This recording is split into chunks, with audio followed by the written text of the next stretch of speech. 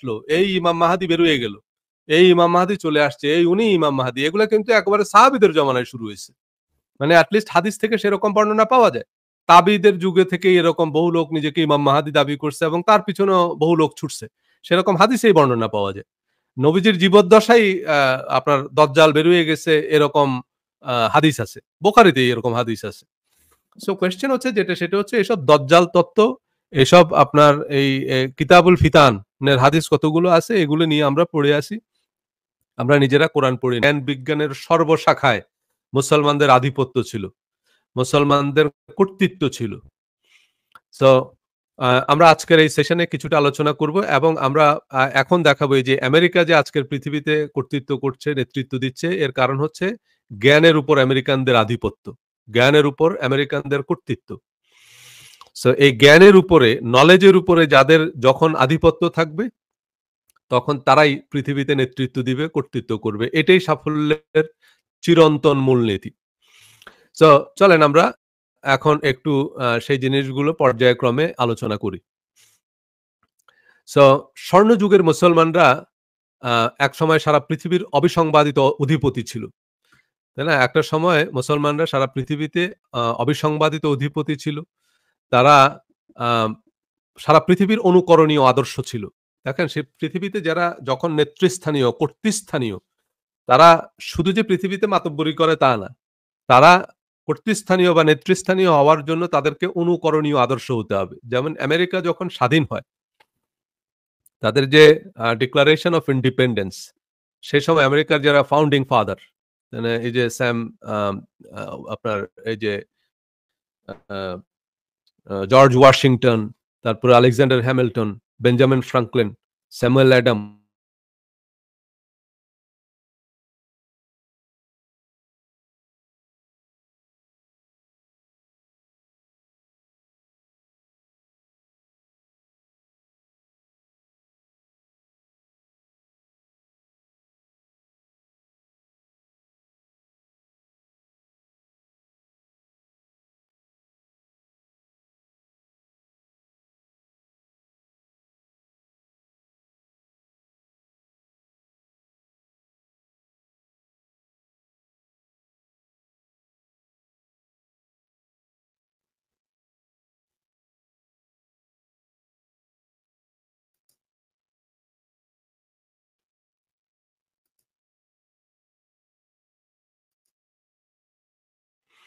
ওকে,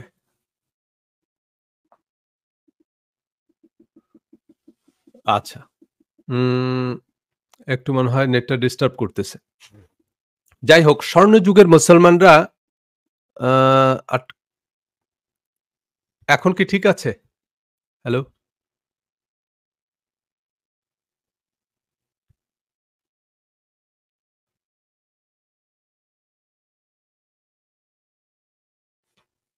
এখন এখন মনে হয় আবার ঠিক আছে না?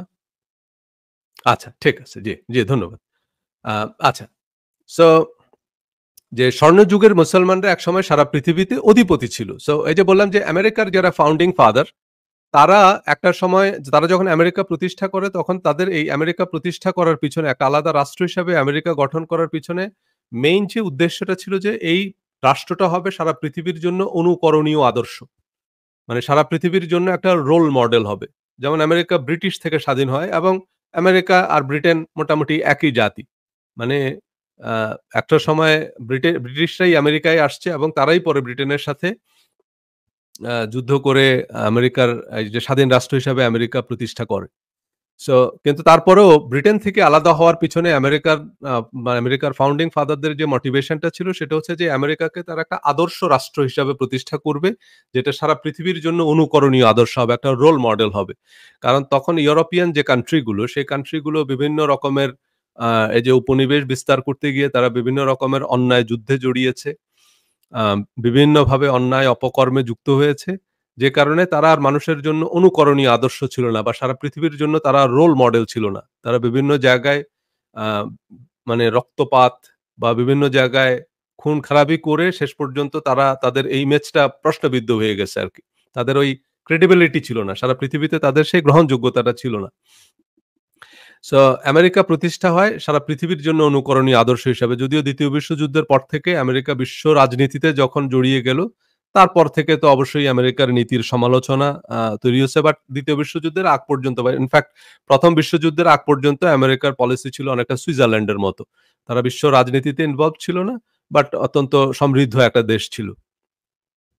এনিওয়ে একটা সময় এই আ মুসলমানরাও ছিল পৃথিবীর জন্য অনুকরণীয় আদর্শ। যেমন এই যে খোলাফায়ে রাশিদিন যে আ আপনার দিগন্ত বিস্তৃত একটা সাম্রাজ্য তৈরি করল। মানে একটা খেলাফত তৈরি করছে। মানে পৃথিবী জুড়ে এই যে রোমান, বাইজেন্টাইনদের মতো শক্তির বিরুদ্ধে মুসলমানরা জয়লাভ করছে, এটা কিন্তু শুধু তলোয়ারের শক্তি না। এটা হচ্ছে মুসলমানদের চরিত্রের ধার। কারণ এই যে খলিফা ওমর রাদিয়াল্লাহু তাআলা আনহুর যে ন্যায়পরায়ণতা, উনার যে নীতি, নৈতিকতা, সেইসব জিনিসগুলো কিন্তু সারা পৃথিবীতে ছড়িয়ে পড়েছে। এবং সেইসব দেশের নাগরিকরাই কিন্তু অধীর আগ্রহে অপেক্ষা করছিল যে কবে মুসলমানরা আমাদের এই অঞ্চলে আসবে এবং এইসব অত্যাচার, নির্যাতন, নিপীড়ন থেকে আমাদেরকে উদ্ধার করবে। সো আ মুসলমানরা যখন বাইজেন্টাইন অঞ্চলে যায়, সেই অঞ্চলের নাগরিকরাই কিন্তু মুসলমানদেরকে স্বাগত জানিয়েছে। সো এটা এই যে অনুকরণীয় আদর্শ ছিল। যে ইসলামী যে খেলাফত, সেই জিনিসটা তখনকার সারা পৃথিবীতে সেটার সুনাম ছড়িয়ে পড়েছে। যে তাদের এমন খলিফা আছে যারা অত্যন্ত প্রজাবৎসল, যারা কোনো বিলাসী জীবনযাপন করেন না, সাধারণ নাগরিকদের মতো জীবনযাপন করেন, জনকল্যাণ যে রাষ্ট্রের মূল উদ্দেশ্য এবং যে কারণে তারা অধীর আগ্রহে অপেক্ষা করছিল যে কখন মুসলমানরা আসবে আমাদের এই অঞ্চলে।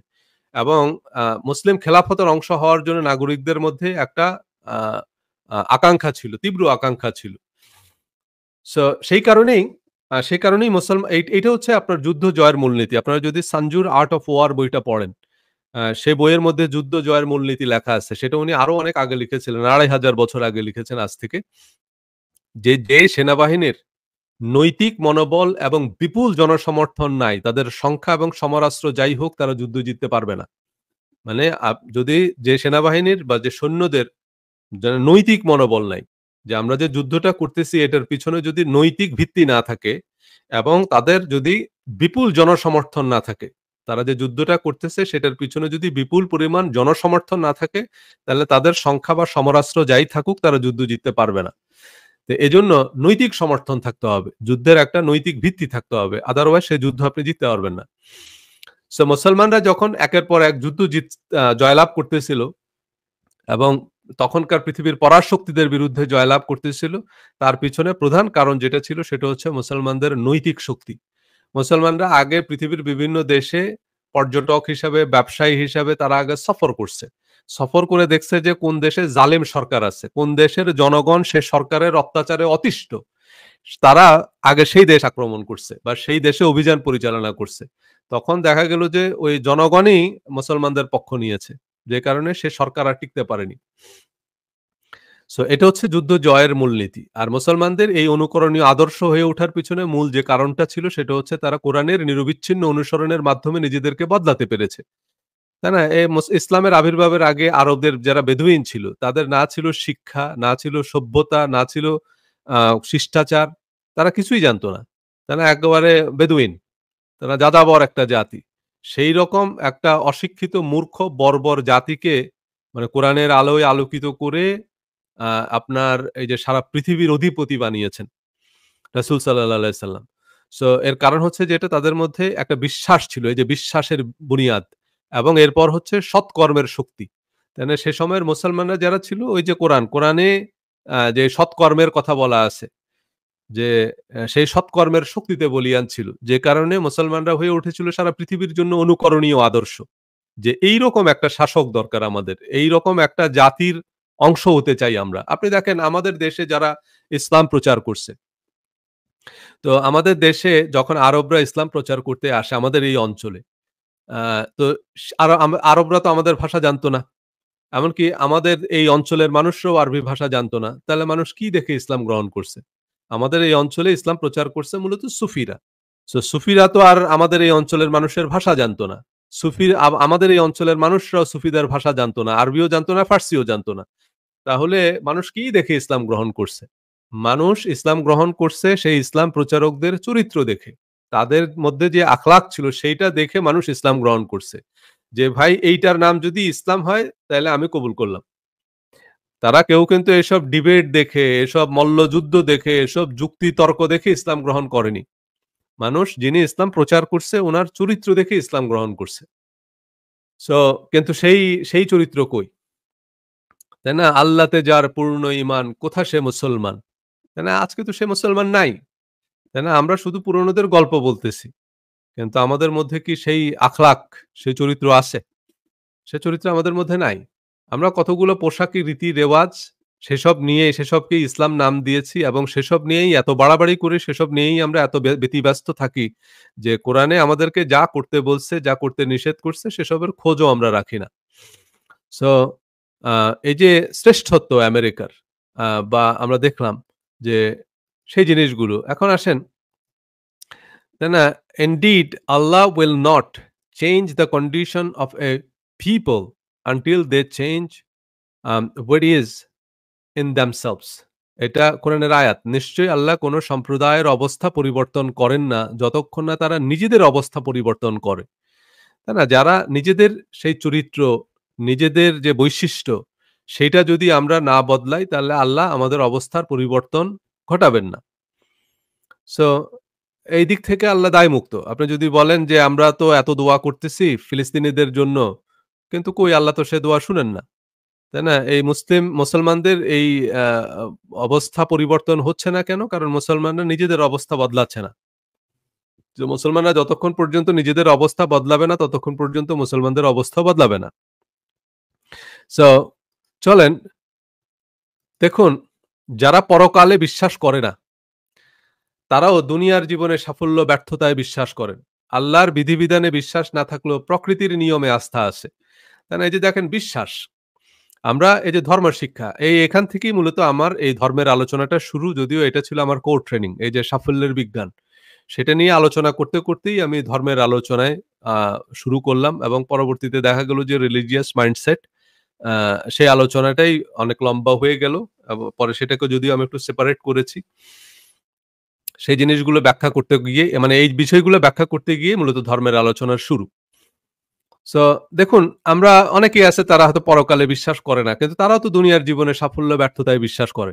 যে পৃথিবীতে একজন মানুষ সফল হয়, আবার পৃথিবীতে কিছু মানুষ ব্যর্থ থাকে। ব্যক্তি জীবনে বা পারিবারিক জীবনে, ব্যবসা-বাণিজ্যে, তারপরে হচ্ছে একটা জাতি আরেকটা জাতির চেয়ে সফল, একটা জাতি আরেকটা জাতির চেয়ে ব্যর্থ। সো সেই জিনিসগুলো তারা বিশ্বাস করে যে পৃথিবীতেও সাফল্য ব্যর্থতার কিছু নীতিমালা আছে। তারা হয়তো আল্লাহর বিধিবিধানে বিশ্বাস করে না। কিন্তু প্রাকৃতির যে নিয়ম প্রকৃতির যে নিয়ম, সে নিয়মে তাদের আস্থা আছে। যে না প্রকৃতির একটা নিয়ম আছে। সে নিয়মটা যদি কেউ অমান্য করে, তাহলে প্রকৃতি তার বিরুদ্ধে শাস্তিমূলক ব্যবস্থা নিবে। তাই না? এখন আ আল্লাহর হুকুম ছাড়া গাছের একটি পাতাও ঝরে না। এইটা হয়তো অনেকে বিশ্বাস করে না। এটাকে তারা অবৈজ্ঞানিক মনে করে যারা নাস্তিক। যে না ভাই আল্লাহর হুকুম ছাড়া গাছের একটি পাতাও ঝরে না। আ এইটা কেমন কথা? আ তারা এটাকে অবৈজ্ঞানিক মনে করে। কিন্তু প্রকৃতির নিয়মের বাইরে যে গাছের পাতাটা নড়বে না, এইটা নিশ্চয়ই মানেন। যে প্রকৃতির যে নিয়ম, সে নিয়মের বাইরে গাছের পাতাটা নড়বে না। আপনি একটা গাছ নিয়ে যদি চাঁদের মাটিতে রাখেন, তাহলে সেখানে গাছের পাতাটা নড়বে না। কারণ সেখানে বাতাস নেই। তাই না? এই যে এটা তো প্রাকৃতির নিয়ম। তো এই যে প্রাকৃতিক নিয়ম যেটা, তার বাইরে গাছের পাতাটা নড়বে না। গাছটা জন্মাবেই না প্রকৃতির নিয়ম যদি আপনি ভায়োলেট করেন।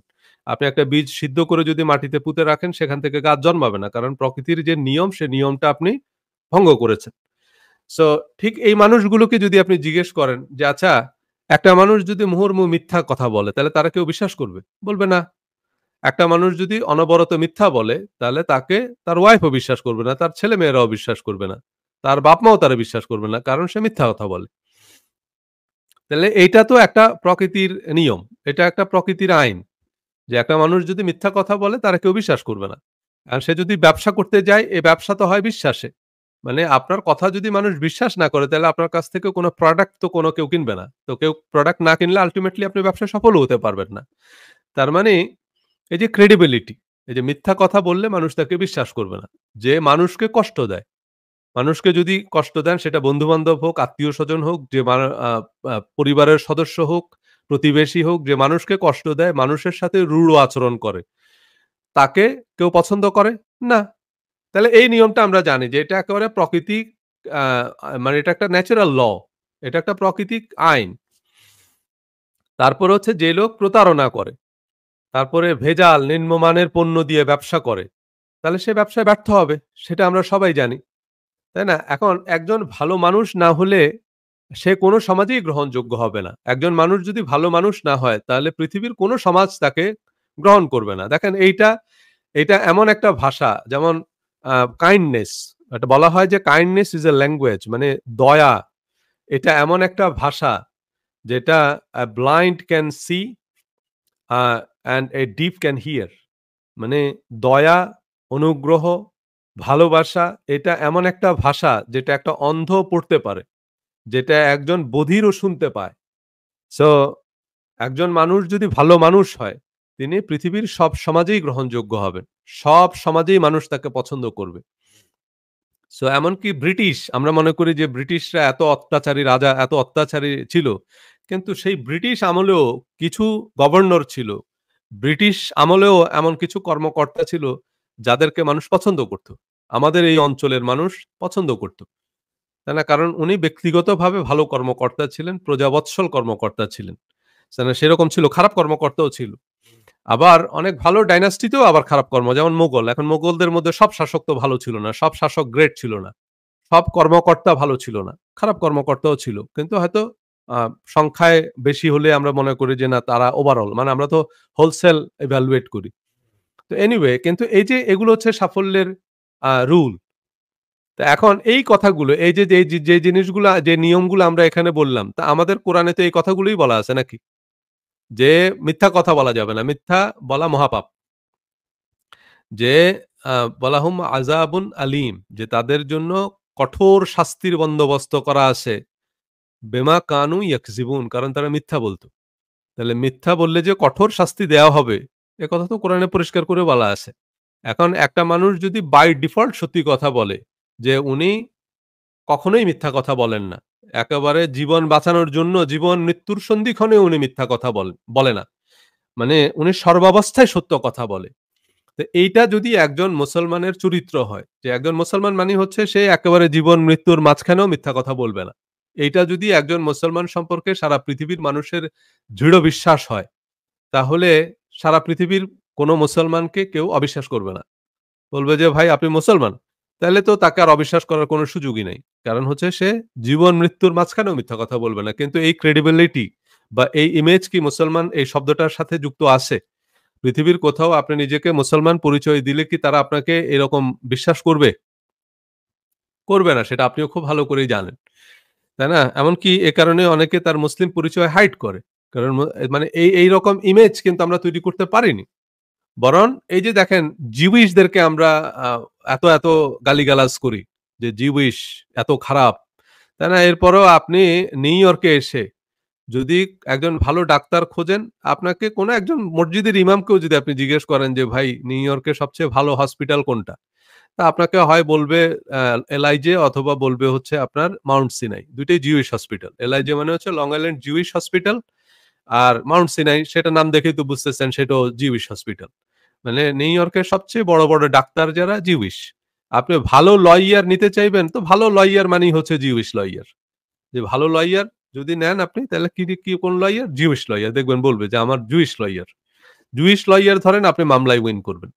এটার কারণটা কি জুইশ লইয়াররা অনেক প্রফেশনাল। জুইশ ডাক্তার যারা তারা প্রফেশনাল।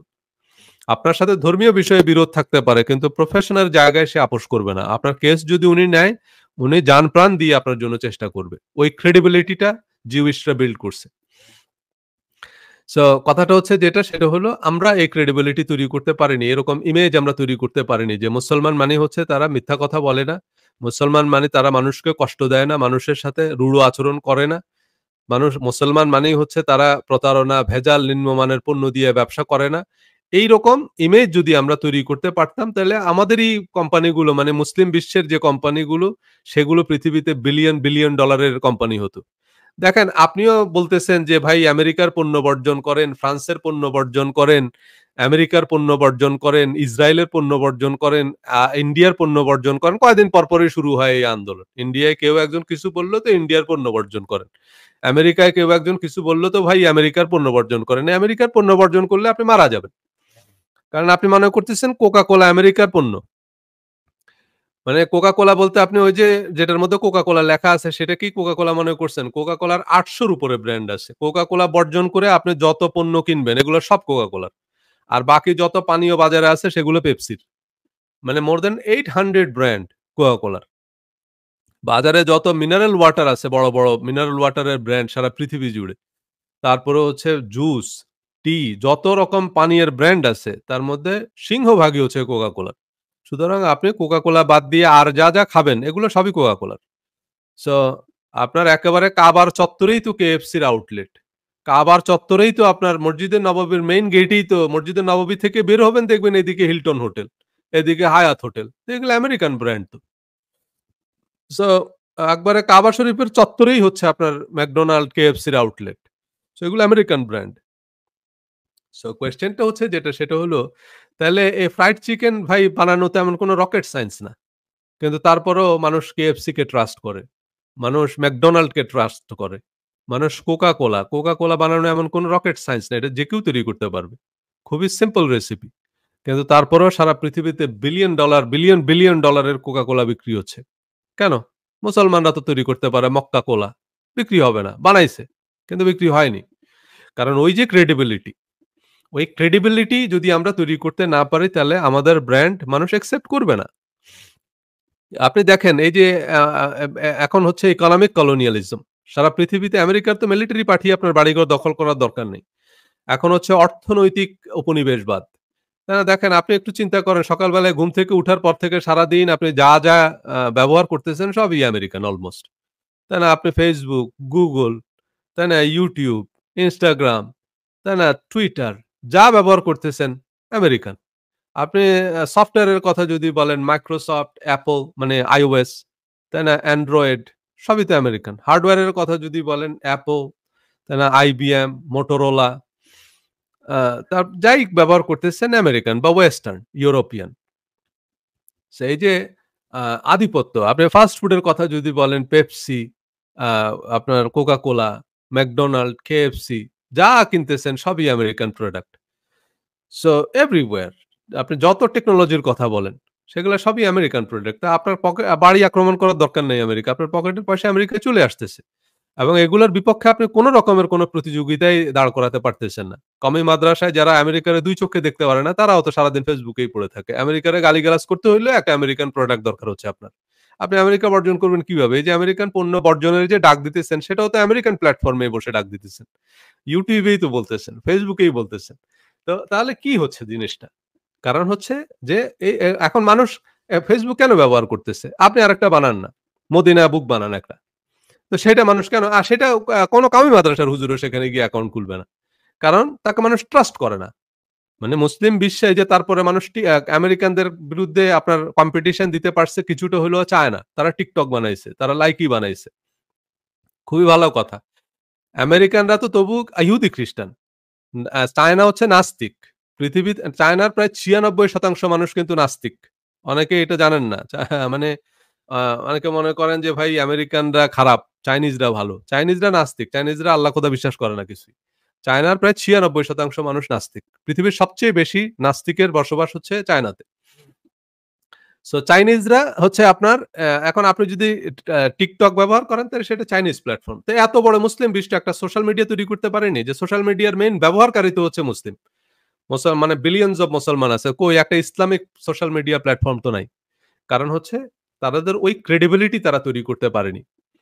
ওই আ আ ক্রেডিবিলিটি যেমন ধরেন কাতার একটা মিডিয়া তৈরি করছে। আর কাতারের সে মিডিয়া কতখানি ইসলামিক who knows? কারণ কাতার আমেরিকার বাইরে আমেরিকার সবচেয়ে বড় মিলিটারি বেস হচ্ছে কাতারে।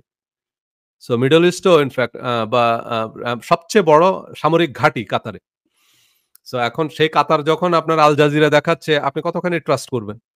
যে আমেরিকানরা হয়তো বুঝছে যে ভাই এই মুসলমানরা এখন আর বিবিসি, সিএনএন বিশ্বাস করে না। সুতরাং একটা আরবি নাম দিয়ে একটা চ্যানেল বানাইতে হবে এবং সেটার হেডকোয়ার্টার কোনো একটা আরব দেশে রাখতে হবে। তাইলে হয়তো তারা সেটা বিশ্বাস করবে। সো সেরকম জরুরি অবস্থায় ব্যবহারের জন্য তারা হয়তো আল জাজিরা তৈরি করছে। হু নোস?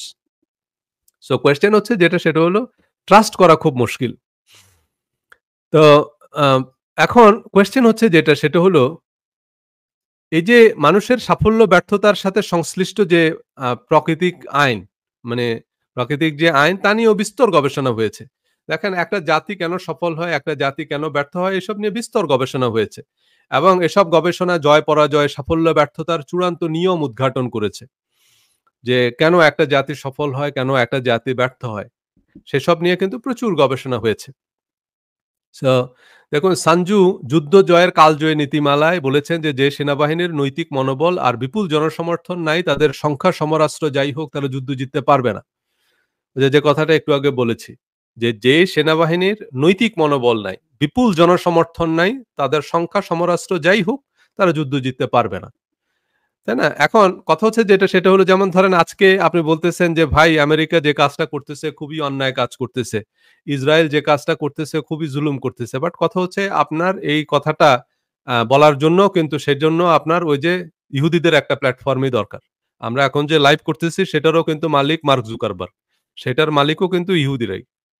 তার মানে তাহলে বুঝতেছেন যে আমরা মনে করতেছি যে ভাই মূলধারার মিডিয়ার বিপক্ষে আমাদের শক্তি হচ্ছে সোশ্যাল মিডিয়া। সেই সোশ্যাল মিডিয়াও কিন্তু আমাদের না। সে সোশ্যাল মিডিয়ার উপরে রেস্ট্রিকশন আসতেছে। আজকে ইসরায়েল ফিলিস্তিন নিয়ে আমরা কোনো একটা কমেন্ট করলে সেটারে কত রকম করে লিখতে হয়। তারপরেও Facebook এখন তো ক্যাপশন জেনারেট করতে পারে। সো আমরা কি বলতেছি সেটাও Facebook জানে। এসব আলোচনার রিচ Facebook কমিয়ে দেয় এবং এসবের জন্য রেস্ট্রিকশন দেয়। আমি এর আগে একটা পোস্ট লিখেছিলাম আফগানিস্তানের উপরে। সেটার জন্য Facebook আমাকে প্রায় ১ মাসের রেস্ট্রিকশন দিয়েছে।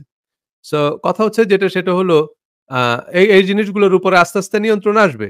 তারা ঠিক করবে কোন পোস্টের রিচ বাড়বে, কোন পোস্টের রিচ কমবে। কিন্তু একটা সময় আমরা এই যে Facebook, YouTube এর উপরে এতখানি নির্ভরশীল হয়ে গেছি, এখন আর এগুলোর বিপক্ষে আপনি নতুন কোন সোশ্যাল মিডিয়া দাঁড় করাতে পারবেন না। তাই না? কোনভাবেই সম্ভব না এখন। মানে এখন আমরা এতটাই Facebook, YouTube নির্ভর হয়ে গেছি যে এর কোনো বিকল্প নেই। কিন্তু Facebook, YouTube ঠিক করে এখন কোন পোস্টের রিচ বাড়বে, কোন পোস্টের রিচ কমবে। আপনার চ্যানেল ব্যান করে দিতে পারবে মুহূর্তের মধ্যে এবং আপনার কিছুই করার নেই। আপনি যত ভয় যে মিজানুর রহমান আজহারি পোস্ট একটা দেয় আর সেটার রিচ কমে যায়, রেস্ট্রিকশন দেয় যে কারণে বেচারা পোস্টই দিতে পারে না। জিজ্ঞেস করেন এই যে বিশ্বাস না হইলে। সো কোয়েশ্চেন হচ্ছে যেটা সেটা হলো তার মানে কি? তার মানে আমরা এরকম অসহায় কি কারণে? সবকিছুতেই আপনি দেখেন কারণ হচ্ছে যে আমরা আমাদের ক্রেডিবিলিটি তৈরি করতে পারিনি। কারণ Facebook এ আমরা আমাদের ব্যক্তিগত জিনিস শেয়ার করতেছি। কিন্তু Facebook কে আমরা ট্রাস্ট করি।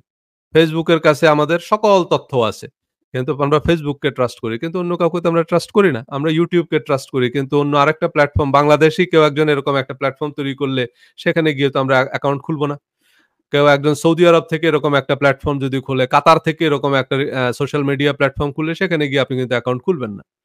সো তাহলে খলিফা ওমর রাদিয়াল্লাহু তাআলা আনহু অর্ধেক পৃথিবীর আমির হয়েছেন কারণ তার ন্যায়পরায়ণতা, সুশাসনের খবর প্রতিটি জনপদে ছড়িয়ে পড়েছে। প্রতিটি জনপদ ইসলামের ন্যায়ভিত্তিক শাসন ব্যবস্থাকে অভ্যর্থনা জানানোর জন্য উদগ্রীব ছিল। সো সেই রকম চরিত্র যদি আমাদের মধ্যে তৈরি না হয়, পৃথিবী আমাদেরকে একসেপ্ট করবে না। তাই না? পৃথিবী আমাদেরকে গ্রহণ করবে না। আমরা যতই বলি যে ভাই আমরা খলিফা ওমরের খেলাফত কায়েম করব। ওরে ভাই খলিফা ওমরের খেলাফত কায়েম করবেন খুবই সুন্দর প্রস্তাব। কিন্তু খলিফা ওমরের খেলাফত কায়েম করতে হলে সবার আগে একজন খলিফা ওমর লাগবে। তো আমাদের মধ্যে খলিফা ওমর কে? সো খলিফা ওমরের ছাড়া তো আপনি খেলাফত কায়েম করতে পারবেন না। আপনি যতই খেলাফত আন্দোলন নাম দেন। সো এখন ইসলামের খলিফা ওমর যেমন ছিল আবার কিন্তু এজিদ, মারওয়ানের মতো খলিফাও ছিল।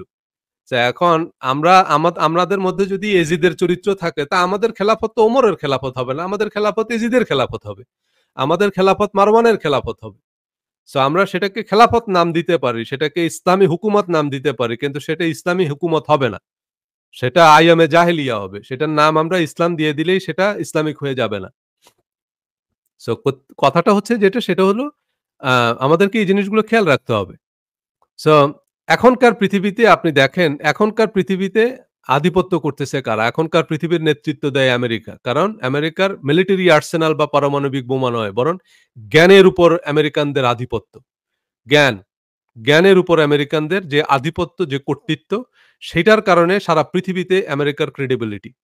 কারণ আমেরিকা যা বলে সেটা বলার জন্য বলে না। তারা বিস্তর গবেষণা করে বলে। তাদের অর্থনৈতিক তত্ত্ব বলেন, তাদের রাজনৈতিক তত্ত্ব বলেন, সেগুলো কিন্তু বিস্তর গবেষণা করে তারা পৃথিবীতে প্রেজেন্ট করছে। এবং সেটা তারা প্র্যাকটিস করছে যে কারণে সেটা সারা পৃথিবীতে অনুকরণীয় আদর্শ।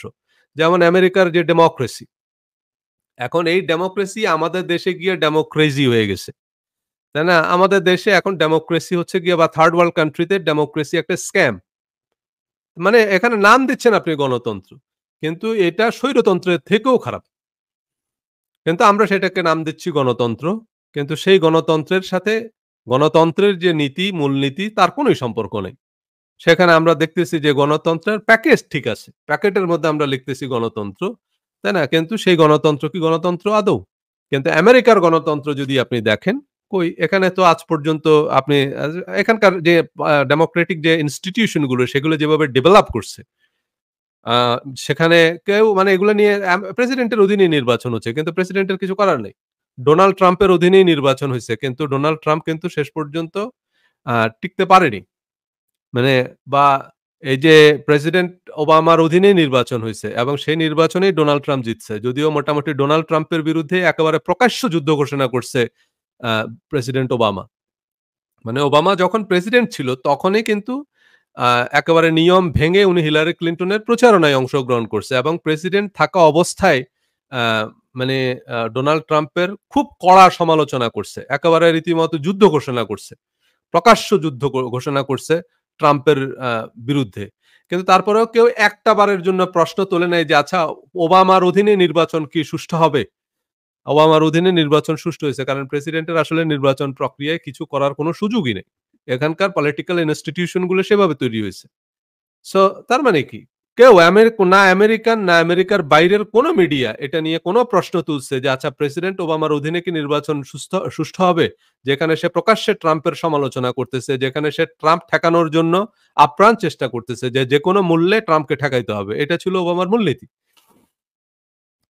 তো কোয়েশ্চেনটা হচ্ছে যেটা সেটা হলো এবং ওবামা এমন তার বক্তৃতায় এমনভাবে আ আ প্রচার করছে যে যেন ট্রাম্প আমেরিকার প্রেসিডেন্ট হলে একেবারে আমেরিকা ধ্বংস হয়ে যাবে।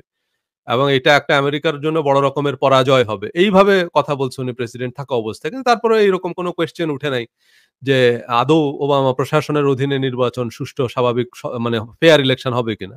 আবার ট্রাম্পের অধীনে নির্বাচন সুষ্ঠু হবে কিনা এরকম প্রশ্ন কেউই তোলে নাই। এবং নির্বাচন হইছে এবং সেই নির্বাচনের ফলাফল শেষ পর্যন্ত আ মানে ট্রাম্পকে সরে যেতে হইছে। যদিও উনি ফলাফল মেনে নেননি কারণ উনি আবারও ইলেকশন করবেন সেই কারণে।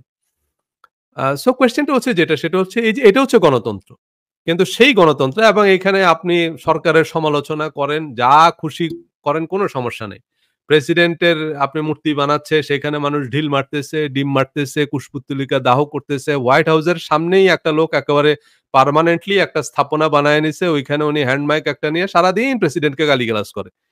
আপনারা অনেকেই সে ভিডিও দেখেছেন সোশ্যাল মিডিয়ায়। একবারে হোয়াইট হাউসের মেইন গেইটে সে এরকম ঝুপড়ি ঘর একটা বানায় নিছে, ওইটার মধ্যে সে থাকে এবং ২৪ ঘন্টা তার কাজই হইতেছে প্রেসিডেন্টের গালিগালাজ করা।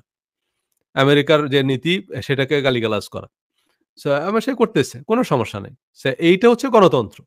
এখানে মত প্রকাশের স্বাধীনতা। মানুষ স্বাধীনভাবে তার মত প্রকাশ করবে। সেই কারণে সারা পৃথিবী থেকে যার যেখানে মত প্রকাশ করতে অসুবিধা হয় তারা আমেরিকায় আসে। সো এখন আ কথাটা হচ্ছে যেটা সেটা হচ্ছে এই ডেমোক্রেসি আমাদের দেশে গিয়ে কিন্তু খুব জোক। আমাদের দেশে বা তৃতীয় বিশ্বে গিয়ে সেটা রীতিমতো কৌতুকে পরিণত হইছে। কারণ সেখানে ওই যে বললাম ক্রেডিবিলিটি নাই।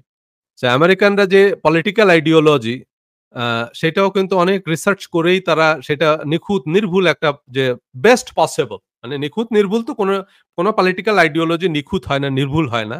সেটার একটা সার্টেন ক্রিটিসিজম অবশ্যই থাকবে। যেমন ধরেন গণতন্ত্রেরও কিন্তু সমালোচনা আছে।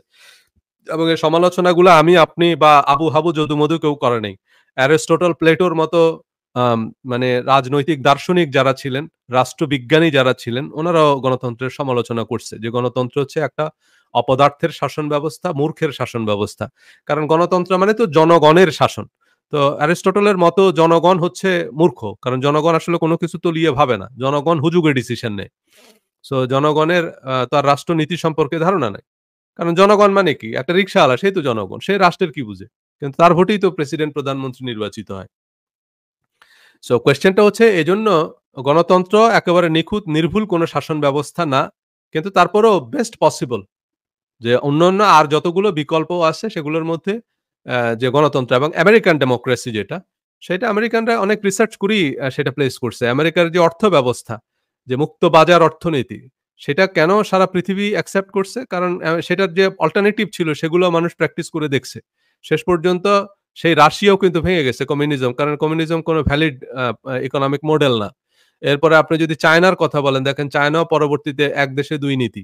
এক দেশে ২ নীতি মানেই হচ্ছে যে সেখানে তারা মুক্তবাজার বাজার অর্থনীতিকে তারা অ্যাকসেপ্ট করছে এবং এখন আমরা দেখতেছি যে চায়নাতে অনেক বড়, বড় কোম্পানি আছে যে যেমন TikTok এগুলা ব্যক্তি মালিকানাধীন কোম্পানি। তার মানে তারা কিন্তু শেষ পর্যন্ত ব্যক্তি মালিকানাকে মেনে নিয়েছে। যে এই যে মুক্ত বাজার যে এই যে Alibaba, তারপরে এরকম অনেক বড়, বড় চাইনিজ কোম্পানি আছে এখন। সেখানে আমেরিকান কোম্পানিগুলো অপারেট করতেছে। সো একসময় চায়নাতে মাল্টি লেভেল মার্কেটিং ব্যবসা নিষিদ্ধ ছিল। কিন্তু পরবর্তীতে আ তারা সেটাকেও অ্যাপ্রুভ করে এবং আমেরিকান যে MLM কোম্পানিগুলো সেগুলোকে চায়নাতে অপারেট করার পারমিশন দেয়া হয়। এবং আমেরিকান যে মাল্টি লেভেল মার্কেটিং কোম্পানিগুলো সেগুলোও কিন্তু চাইনিজ কোম্পানিগুলোর চাইতে অনেক ভালো ব্যবসা করতেছে। ইভেন ওয়ার্ল্ডের সবচেয়ে বড় মাল্টি লেভেল মার্কেটিং কোম্পানি হচ্ছে Amway। Amway এর এখন সবচেয়ে বড় বাজার হচ্ছে চীন। মানে চীন থেকে তাদের সবচেয়ে বেশি বিজনেস আসতেছে। সো কথা হচ্ছে যেটা সেটা হলো আ চায়না শেষ পর্যন্ত এই মুক্ত বাজার ব্যবস্থাকে মেনে নিয়েছে। কারণ এগুলো ওয়েল রিসার্চড। সো এখন কোয়েশ্চেনটা এমন এই যে আমেরিকার যে আ আপনার যে আ ইউনিভার্সিটি গুলো আপনি যদি দেখেন আমেরিকার শীর্ষস্থানীয় বিশ্ববিদ্যালয় হার্ভার্ড ইউনিভার্সিটির বার্ষিক বাজেট $4.5 বিলিয়ন। আর আমাদের দেশের সর্বোচ্চ বিদ্যাপীঠ যেটা ঢাকা বিশ্ববিদ্যালয় সেটার অ্যানুয়াল বাজেট হচ্ছে $100 মিলিয়ন। তাহলে কোথায় $100 মিলিয়ন আর কোথায় $4.5 বিলিয়ন? আমেরিকার শীর্ষস্থানীয় আরেক university Massachusetts institute of technology বা MIT ২০১৮ সালের $3.৫ বিলিয়ন অপারেশন এক্সপেন্ডিচারের ৪৩% মানে প্রায় $১.৫ বিলিয়ন খরচ করে স্পন্সরড রিসার্চে এবং ২৯% প্রায় $1 বিলিয়ন খরচ করে ইনস্ট্রাকশন এবং আনস্পন্সরড রিসার্চে। তাহলে চিন্তা করেন এইজন্য তারা সারা পৃথিবী থেকে যত ট্যালেন্টেড স্টুডেন্ট আছে তাদেরকে নিয়ে এসে যে হ্যাঁ, তোমরা এই অর্থনীতি নিয়ে রিসার্চ করো। তারা দেখেন ইন্ডিয়ায় আ নোবেল পুরস্কার পাইছে কে? আমরা সবাই জানি অমর্ত্য সেন। উনি ইন্ডিয়ান। কিন্তু উনি ইন্ডিয়ান কই? উনি তো আমেরিকান। মানে উনার এইসব গবেষণা দিয়ে তো আর ইন্ডিয়ানরা উপকৃত হয় নাই। এনার এসব গবেষণা দিয়ে উপকৃত হইছে আমেরিকানরা। উনি তো হার্ভার্ডের প্রফেসর। সো কারণ এই যে যত মেধাবী স্টুডেন্ট হোক আমেরিকা নিয়ে আসছে। সো কোয়েশ্চেনটা হচ্ছে যেটা সেটা হচ্ছে যে দেশে জ্ঞানের কদর আছে সে দেশে জ্ঞানী জন্মায়। যে দেশে গুণের কদর আছে সে দেশে গুণী জন্মায়। সো আমেরিকায় কেন এত জ্ঞানী গুণী জন্মায়? কারণ হচ্ছে আমেরিকায় জ্ঞানের কদর আছে। যেই হিটলার আপনার উচ্ছেদ করল ইহুদিদেরকে, সেই ইহুদিদেরকে কিন্তু আমেরিকা জায়গা দিছে। এবং সেই ইহুদিদের মধ্যেই একজন কিন্তু আলবার্ট আইনস্টাইন। এবং এই যে ইহুদিরা যে আজকে জ্ঞান বিজ্ঞানের বিভিন্ন শাখায় অবদান রাখতেছে এবং তারা একের পর এক নোবেল পাচ্ছে। এগুলা দিয়ে কারা উপকৃত হচ্ছে? আমেরিকা উপকৃত হচ্ছে। তাই না? আপনার এই যে সিরিয়াতে, মধ্যপ্রাচ্যে আ আপনার মুসলমানরা বিরোধী দল এই যে সেখানে যে অটোক্রেসি রাজতন্ত্র চলতেছে যে কারণে বিরোধী দলকে তারা নিধন করতেছে। আর সেই বিরোধী দল যাদেরকে নিধন করতেছে তারা কোথায় এসে আশ্রয় নিচ্ছে? আমেরিকায়। এই যে রিফিউজি, অ্যাসাইলাম এবং এই যে সিরিয়ান রিফিউজি আপনার Apple এর প্রতিষ্ঠাতা স্টিভ জবসের বাবা কিন্তু সিরিয়ান রিফিউজি। মানে উনি সিরিয়ায় টিকতে না পেরে এই যে স্বৈরতন্ত্র ছিল তো। এগুলো তো স্বৈরতান্ত্রিক সরকার এই যে হাফিজ আল আসাদ। তাই না? সেই এবং তখন এই বিরোধী মত দমনের জন্য তারা যখন এই গণহত্যা চালায়, তখন হচ্ছে এরা শেষ পর্যন্ত নিজ দেশে টিকতে না পেরে এসে কোথায় আশ্রয় নিল? আমেরিকায়। সেই সিরিয়ান রিফিউজির ঘরেই কিন্তু জন্ম নিল স্টিভ জবস। আর সেই স্টিভ জবসই তৈরি করলো Apple এর মতো কোম্পানি যারা $3 ট্রিলিয়ন এর কোম্পানি এখন। ওয়ার্ল্ডের লার্জেস্ট কর্পোরেশন। $3 ট্রিলিয়ন এর কোম্পানি। তাহলে দেখেন এই কোম্পানিটা হওয়ার কথা ছিল কোথায়? সিরিয়ায়। কিন্তু ওই যে সে দেশে জ্ঞানের কদর নাই, সে দেশে গুণীর কদর নাই। সে দেশে হলো তোষামোদকারীদের কদর। তো এজন্য কথাটা হচ্ছে যেটা যে এই যে মূলনীতি, জ্ঞানের উপরে তাদের আধিপত্য। সারা পৃথিবীর সব মেধাবীরা আমেরিকায় আসতেছে।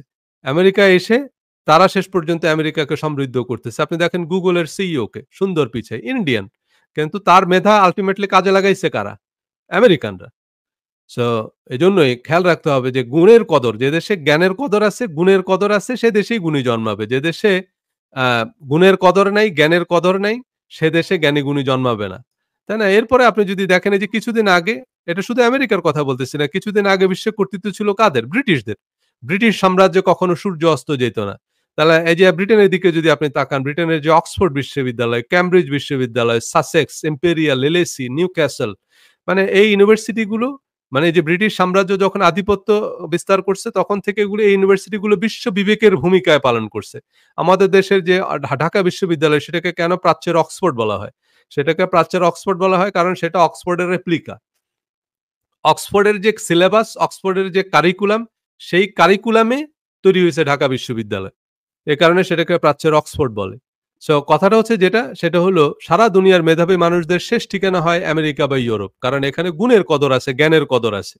তাই না? এই যে গুগলের মতো কোম্পানির সিইও একজন ইন্ডিয়ান। তাই না? বাংলাদেশিরাও আমেরিকা, ইউরোপে অনেক বড়, বড় পদে আছে। অনেক বাঙালি আছে, তারা নাসায় চাকরি করে। কিন্তু এই মানুষগুলো বাংলাদেশে গেলে ভাত পাবে না। বাংলাদেশে গেলে দেখা যাবে যে এরা দুর্নীতির দায়ে জেল খাটতেছে। কারণ হচ্ছে ওই যে পলিটিক্স, অফিস পলিটিক্স। তাই না? উনার সাথে যখন আর কোনোভাবে পারবে না, মেধায় পারবে না, তখন কোনো না কোনোভাবে উনাকে দেখবেন যে গুটিমুটি করে বাইর করে দিছে।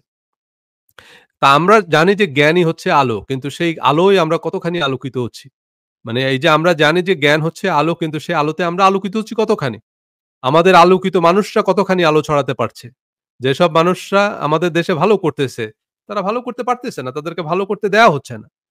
তারা যখনই কোনো কিছু অ্যাচিভ করে তখনই দেখা যাচ্ছে যে তারে কিভাবে টেনে নামানো যায় সেটার পিছনে লেগে থাকে সবাই। কোনো না কোনোভাবে তাকে টেনে নামাতে হবে। বাংলাদেশে কোনো একটা কোম্পানি যখনই ভালো করে তার বিরুদ্ধে এই নানান রকমের কিছু অজুহাত তুলে সেগুলোকে বন্ধ করে দেওয়া হচ্ছে। আমার একটা বই আছে, 'মগের মুল্লুকের অর্থনীতি'। তাই না? সে বইটা যারা বিশেষ করে বাংলাদেশে ব্যবসা, অর্থনীতি, উদ্যোক্তা, আ এবারে বিভিন্ন রকমের ব্যবসা উদ্যোগের সাথে যুক্ত, তাদের এই বইটা অবশ্য পাঠ্য। তাহলে আপনি বুঝতে পারবেন যে বাংলাদেশের অর্থ খাতে বিশেষ করে কি পরিমাণ হরিলুট চলতেছে। এবং সমস্যাটা হচ্ছে যাদেরকে আমরা স্ক্যাম মনে করি, যাদেরকে আমরা মনে করি যে এরা আ অর্থ পাচার করতেছে, এইসবের দায়ে যেসব কোম্পানি বন্ধ, ঋণ জালিয়াতি, এসব অভিযোগে যেসব কোম্পানিগুলো বন্ধ করা হইছে মূলত তারা ভিকটিম। তাদেরকে একটা মানে হাইজ্যাকার নাম দিয়ে পিটিয়ে মারা হইছে। কিন্তু যারা মারছে তারা আসলে হাইজ্যাকার। এই কতগুলো জিনিস আছে, অনেকে বুঝতে পারে না। এ কারণেই আমরা সাধুকে চোর মনে করি, চোরকে সাধু মনে করি। এইটা হচ্ছে আমাদের দেশের মানে বিশেষ করে ব্যবসা-বাণিজ্যের ক্ষেত্রে সবচেয়ে বড় বিপদ। মানে আমাদের দেশে অনিয়ম দুর্নীতি তো আছে, কিন্তু সমস্যাটা হচ্ছে যারা এই অনিয়ম দুর্নীতিগুলো করতেছে তারা বিচারকের আসনে। তারা তারা আ যারা নিরীহ ব্যবসায়ী, তাদেরকে তারা দুর্নীতিবাজ বলে শেষ পর্যন্ত বন্ধ করে দিচ্ছে। সো সে কারণেই আমার এই বইটা লেখা। আমি একদম পত্রিকা থেকে রেফারেন্স দিয়ে একদম অনেকগুলো ফুটনোট দিয়ে দেখিয়েছি। আপনারা রকমারির থেকে চাইলে এই বইটা কালেক্ট করে পড়তে পারেন। 'মগের মুল্লুকের অর্থনীতি'। পড়লে বুঝতে পারবেন যে আরে আসলেই তো আমাদের দেশে আমরা যাকে সাধু মনে করতেছি সেই তো আসলে চোর। কারণ আমাদের দেশে যারা অর্থ পাচার, অনিয়ম, দুর্নীতির সাথে যুক্ত তারাই পত্রিকাগুলোর মালিক। আ এবং তারাই এসব সাংবাদিকদেরকে পোষে। তারাই তাদের ব্যবসায়িক প্রতিপক্ষ যারা আছে তাদেরকে অন্যায়ভাবে ব্যবসা থেকে সরিয়ে দেয়। নানান রকম অপবাদ দিয়ে। সো সেই জিনিসগুলো আমি সেখানে তুলে ধরার চেষ্টা করছি একদম সলিড রেফারেন্স দিয়ে। সো কোয়েশ্চেন হচ্ছে যেটা, সেটা হলো এটা আমাদেরকে খেয়াল রাখতে হবে। আমরা দিনকে দিন যেন মূর্খতার অন্ধকারে তলিয়ে যাচ্ছি। তাই না? ধর্মান্ধ, ফতোয়াবাজ, রাজনৈতিক দুর্বৃত্ত আর অন্ধ মোসাহেবদের হাতে জাতির বিবেক বন্দী। সত্যিকারের জ্ঞানী, গুণী, মেধাবীরা সেখানে অনাকাঙ্ক্ষিত, অপ্রয়োজনীয়, উপেক্ষিত। এক অদ্ভুত উটের পিঠে চলছে স্বদেশ। এ কারণেই সম্ভবত কাজী নজরুল ইসলাম বলেছিলেন যে, "বিশ্ব যখন এগিয়ে চলেছে, আমরা তখন পিছে। বিবি তালাকের ফতোয়া খুঁজি কোরআন হাদিস চষে।" তাই না? কোরআন হাদিস আমরা চষি ঠিক আছে। কোরআন হাদিস নিয়ে আমাদের দেশে প্রচুর পড়াশোনা হয়। কিন্তু শেষ পর্যন্ত আমাদের গবেষণার বিষয়বস্তু হচ্ছে ওই যে বিবি তালাকের ফতোয়া। সেইটা হচ্ছে আমাদের কোরআন হাদিস গবেষণার আ মানে আসল উদ্দেশ্য। যদিও কোরআন হাদিসে জ্ঞান বিজ্ঞান, কোরআন হাদিসের মধ্যে এই যে আমি আ আমার ওই যে ডিবেটেও বলছিলাম যে দেখেন আমরা কোরআন হাদিস নিয়ে গবেষণা করতেছি, খুবই দারুণ কথা। কোরআন হাদিস নিয়ে অবশ্যই গবেষণা করব। কোরআন হাদিস নিয়ে কি আমেরিকানরা গবেষণা করে না? আপনি এখন নেটে গিয়ে চেক করতে পারেন। হার্ভার্ড ইউনিভার্সিটির ইসলামিক স্টাডিজ প্রোগ্রাম আছে। সে প্রোগ্রামটার নাম হচ্ছে prince Al Waleed bin Talal Islamic studies programme. Prince Al Waleed bin তালালের নাম আপনারা অনেকেই শুনছেন। উনি এই যে সৌদি আরবের প্রিন্স, যুবরাজ এবং বিলিয়নিয়ার এন্টারপ্রেনার। উনি একজন টুইটারেরও উনি co-founder আরকি, মালিক। টুইটারের একজন মালিক উনি। পরে তো ইলন মাস্ক কিনে নিছে। এখন উনার কি পরিমাণ শেয়ার আছে আমি জানি না। তবে উনি মোহাম্মদ বিন সালমানের একজন শক্ত প্রতিপক্ষ ছিল। পরে মোহাম্মদ বিন সালমান যখন ক্যু করে তখন আল ওয়ালিদ বিন তালালকে বন্দী করে আরকি। But Al Waleed bin Talal একজন বিলিয়নিয়ার এন্টারপ্রেনার, সৌদি যুবরাজ। তো ওনার পৃষ্ঠপোষকতায় হার্ভার্ড ইউনিভার্সিটির এই ইসলামিক স্টাডিজ প্রোগ্রামটা চলে, যেখানে ওয়ার্ল্ডের সেরা সেরা ইসলামিক স্কলারদেরকে নিয়ে তারা ইসলাম রিসার্চ করে। সো আপনি যদি হার্ভার্ড ইউনিভার্সিটির রিসার্চের কথা চিন্তা করেন, তাহলে মানে আপনি তখন বুঝতে পারবেন যে তারা ইসলাম নিয়ে কি পরিমাণ গবেষণা করতেছে। কিন্তু আমাদের গবেষণার বিষয়বস্তু হলো ওই যে ঠুনকো, হালকা জিনিসপত্র আরকি। দাড়ি বড় করো, গোঁফ ছোট করো, তাই না? কিরকম টুপি পরবেন, কয় কল্লিওয়ালা টুপি হবে, এগুলো নিয়েই হচ্ছে কোনটা শিরক, কোনটা বেদাত, এগুলো নিয়ে ঝগড়াঝাটির মাসলা আবিষ্কার করা। নবী নূরের তৈরি না মাটির তৈরি, বা নবী নূরের তৈরি না মাটির তৈরি, এটা আমার কি যায় আসে? এবং এই যে কোরআনের যে আয়াত দিয়ে আমরা ঝগড়াটা করতেছি, এই আয়াতের সাথে এই নবী নূরের তৈরি মাটির তৈরি এই বিতর্কের কোনো সম্পর্কই নেই। এখানে কমপ্লিটলি ডিফারেন্ট আলোচনা করা হইছে। সেটা নিয়ে আমি আরেকদিন আলোচনা করব। এই আয়াতের সাথে এই নূরের তৈরি মাটির তৈরি বিতর্কের কোনো সম্পর্ক নাই। কিন্তু আমরা সেই বিতর্কের মধ্যেই আনন্দ পাই। কারণ আমাদেরকে এসব রসদ যোগান দেয় হইতেছে শয়তান। কারণ শয়তানের কাজই হইতেছে ঝগড়া লাগানো। সো সেসবই আমরা আল্টিমেটলি করি। আ মানে সেসব ঝগড়া বিবাদ সেগুলোই হচ্ছে আমাদের জন্য আ আমাদের আগ্রহের বিষয় আরকি। সো আমরা সেগুলো নিয়ে লেগে পড়ে আছি। তাই না? অথচ আপনার এই যে পবিত্র কোরআনে ১ম যে শব্দটি নাজিল হয় সেটা হচ্ছে ইকরা, পড়ো। পড়ো তোমার প্রভুর নামে যিনি তোমাকে সৃষ্টি করেছেন। এই লেখাপড়া আমরা না করলেও ব্রিটিশ আমেরিকানরা করছে। তাই আমরা তাদের প্রত্যক্ষ পরোক্ষ উপনিবেশ হয়েই থাকি। এই অন্ধকারেই এখন আমরা আনন্দ পাই। তাই না? সো আ এই যে একজন কমেন্ট করেছেন, এখন দজ্জালের রাজত্ব চলেছে। আগত ইমাম মাহদী ও প্রতিষ্ঠিত মাসিকে গ্রহণ না করা পর্যন্ত মুসলমানদের প্রাধান্য আর প্রতিষ্ঠিত হবে না। এই যে ইমাম মাহদী আর দজ্জাল, প্রতিষ্ঠিত মাসি, এগুলো ইহুদিদের বানানো কনসেপ্ট। এগুলো ইসলাম ধর্মে আসছে। এবং এই যে আমরা সেখানে ইমাম মাহদীকে নিয়ে আমি একটা ভিডিও বানাবো। এই প্রসঙ্গগুলো এই কারণেই আসে। কথা হচ্ছে আমরা আমাদের এই কোরআন বিমুখতার কারণে আমরা নিজেরা কোরআন পড়ি না। তারপরে হচ্ছে এসব দজ্জাল তত্ত্ব, এসব ইমাম মাহাদি তত্ত্ব, এসবের মধ্যে আমরা বেমালুম ভুলে আছি। রাস্তা হারিয়ে বসে আছি। একদম মানে কি বলে? আ দিয়া ভুলে পায় না? আমাদের গ্রামাঞ্চলে একটা আ মানে লেজেন্ড আছে যে অনেক সময় মানুষকে দিয়া ভুলে পায়। মানে হঠাৎ করে ধরেন আপনি বাড়ির দিকে যাচ্ছেন, দেখা যাবে যে সে বাড়ির রাস্তা ফেলে একটা লোক উদ্ভ্রান্তের মতো আরেক দিকে চলে যাচ্ছে। তো তখন আশেপাশের লোক যদি টের পায় যে কিরে এই লোক এদিকে কই যাচ্ছে? তার বাড়ি তো এদিকে না। তখন বলে যে এরে দিয়া ভুলে পাইছে। যে কারণে তার ওই হুঁশ নাই। তো এটার আবার একটা গ্রাম্য চিকিৎসাও আছে। এটা হলো তার কাপড় খুলে তারা আবার উল্টা করে পরায় দেয়। তখন তার আর হুঁশ আসে। তখন সে বুঝতে পারে যে আমি তো উল্টা দিকে যাইতেছি। তখন আবার সে বাড়ির দিকে যায় আরকি। তো আমাদের এই মুসলিম জাতির অবস্থাটা হইতেছে এই যে আমাদেরকে দিয়া ভুলে পাইছে। আমাদের যেদিকে যাওয়ার কথা সেদিকে না গিয়ে আমরা উদ্ভ্রান্তের মতো আরেক দিকে হাঁটতেছি এবং এই উদ্ভ্রান্ত আমাদেরকে বানাইছে এসব দজ্জাল তত্ত্ব, এসব ইমাম মাহাদি তত্ত্ব। এগুলোর সাথে কোরআনের কোনই সম্পর্ক নাই। ইমাম মাহাদি নিয়ে হাদিস আছে, সেই হাদিসের পরস্পর বিরোধী বহু ব্যাখ্যা আছে। এবং এই আজ পর্যন্ত সেই হাদিস অনুযায়ী আজ পর্যন্ত পৃথিবীতে অন্তত মানে ৩,০০০ গত ১৫০০ বছরে অন্তত ৩,০০০ ইমাম মেহেদী আসছে। এই হাদিস অনুযায়ী। হাদিসের এসব রেফারেন্স অনুযায়ী এ পর্যন্ত হাদিসের এসব রেফারেন্স অনুযায়ী কয়েক হাজার ঈসা আলাইহিস সালাম পৃথিবীতে আসছে। এবং এসব কথিত মাসি আর হইতেছে এই ইমাম মেহেদীর পিছনে ছুটতে গিয়ে লক্ষ, লক্ষ মানুষ মারা গেছে। সো আজকেও কেউ যদি নিজেকে ইমাম মাহাদি ঘোষণা দেয়, আপনি বাড়িঘরে মানুষ আটকে রাখতে পারবেন না। ইমাম মাহাদির পিছনে ছুটবে। শেষ পর্যন্ত পুলিশের গুলিগালা খায়া মরা ছাড়া আর লাভের লাভ কিছুই হবে না। পাল্টাপাল্টি বহু হাদিস আছে। সো কোয়েশ্চেন হচ্ছে যেটা সেটা হলো এসব দিয়ে মুসলমানদের মধ্যে এই গ্যাঞ্জাম লাগানোর জন্য এসব তত্ত্ব আবিষ্কার করছে। সো এই ইমাম মাহাদির হাদিস আছে, হে হাদিস কোরআনের কোন আয়াতের ব্যাখ্যা? এই কথা যদি বলি তখন আর এটার কোনো উত্তর নেই। ভাই এই ইমাম মাহাদি নিয়ে ইমাম মাহাদি আসবে পৃথিবীতে, একজন আসবে উনি এসে পৃথিবী জয় করে দিবেন। এই হাদিসটা কোরআনের কোন আয়াতের ব্যাখ্যা? সেই আয়াত আর আমরা জানি না। সো ইমাম মাহাদি নিয়ে আরেকটা ভিডিওতে আলোচনা করব। অনেকে আমাকে বলছেন এই বিষয়ে একটা ভিডিও বানানোর জন্য। আমি সময় পেলে একসময় সেটা নিয়ে আলোচনা করব। সো কোয়েশ্চেন হচ্ছে যেটা সেটা হলো ভাই যতদিন পর্যন্ত না আমরা কোরআন বুঝে পড়বো, যতদিন পর্যন্ত না আমরা কোরআন অনুযায়ী আমল করব, ততদিন পর্যন্ত তাই না এই কোরআন একসময় আরবের ক্ষুদ্র, ক্ষুদ্র গোত্রগুলোকে একত্রিত করে সারা পৃথিবীর অজেয় শক্তিতে পরিণত করেছে। একটা সময় মুসলমানরা পুরো পৃথিবীকে আলোকিত করেছিল। জ্ঞান বিজ্ঞানের প্রতিটা শাখায় ছিল তাদের বিচরণ। তাই না? মুসলিম বিজ্ঞানী আবু মুসা আল জাবির ইবনে হাইয়ান, তাই না? এই যে মুসলমানরা একটা সময় পৃথিবীতে আধিপত্য করেছে। সো আমরা আ এই যে আ এই জিনিসগুলো নিয়ে আমরা আগামী পর্বে আবার একটু আলোচনা করব যে জ্ঞান বিজ্ঞানে মুসলমানদের অবদান। মুসলমানরা যখন পৃথিবীতে আধিপত্য করেছে তখন এই মুসলমানরা একসময় পৃথিবীতে আধিপত্য করছে। কোনো ইমাম মাহাদি এসে মুসলমানদেরকে পৃথিবীর অধিপতি বানায় নাই। যদি ইমাম মাহাদি বলেন তাহলে খলিফা ওমরকে বলতে হবে ইমাম মাহাদি। উনি পৃথিবী জয় করছেন। তাই না? উনি অবশ্যই ইমাম মাহাদি। কারণ হচ্ছে খলিফা ওমর, খলিফা হযরত আবু বকর ওনারা ইমাম মাহাদি তো। তাই না? কারণ ওনারা মুসলিম বিশ্বকে নেতৃত্ব দিয়েছেন এবং ওনাদের নেতৃত্বে মুসলমানরা পৃথিবী জয় করছে। সো ইমাম মাহাদি এর যে তত্ত্ব আ এই হাদিসে আছে সেগুলোর প্রচুর পরস্পর বিরোধী ব্যাখ্যা আছে। এবং এই যে আমরা এই ইমাম মাহাদির পিছনে ছুটতে গিয়ে হচ্ছে আমরা এই এই ইয়েটা করি, ঝামেলাটা লাগাই। ইমাম মাহাদির হারিকেন নিয়ে ছুটতেছি। আরে ইমাম মাহাদির পিছনে আপনার হারিকেন নিয়ে ছুটার কোনো দরকার নেই। আপনি যদি হাদিসের কিতাব পড়েন, ইমাম মাহাদিকে নিয়ে যতগুলো হাদিস আছে সেই হাদিসগুলো যদি পড়েন, তাহলে আপনি দেখবেন যে ভাই একেবারে রাসূল সাল্লাল্লাহু আলাইহি সাল্লামের মৃত্যুর পরপরই এই ইমাম মাহাদিকে নিয়ে গল্প সাহাবীদের জমানায় শুরু হয়ে গেছে। সাহাবীদের মধ্যেই শুরু হয়ে গেছে যে এই উনি ইমাম মাহাদি। এই উনি দজ্জাল। এই দজ্জাল চলে আসলো। এই ইমাম মাহাদি বের হয়ে গেল। এই ইমাম মাহাদি চলে আসছে। এই উনি ইমাম মাহাদি। এগুলা কিন্তু একেবারে সাহাবীদের জমানায় শুরু হইছে। মানে এট লিস্ট হাদিস থেকে সেরকম বর্ণনা পাওয়া যায়। তাবিঈদের যুগে থেকেই এরকম বহু লোক নিজেকে ইমাম মাহাদি দাবি করছে এবং তার পিছনেও বহু লোক ছুটছে। সেরকম হাদিসেই বর্ণনা পাওয়া যায়। নবীজির জীবদ্দশায় আপনার দজ্জাল বের হয়ে গেছে এরকম হাদিস আছে। বুখারীতেই এরকম হাদিস আছে।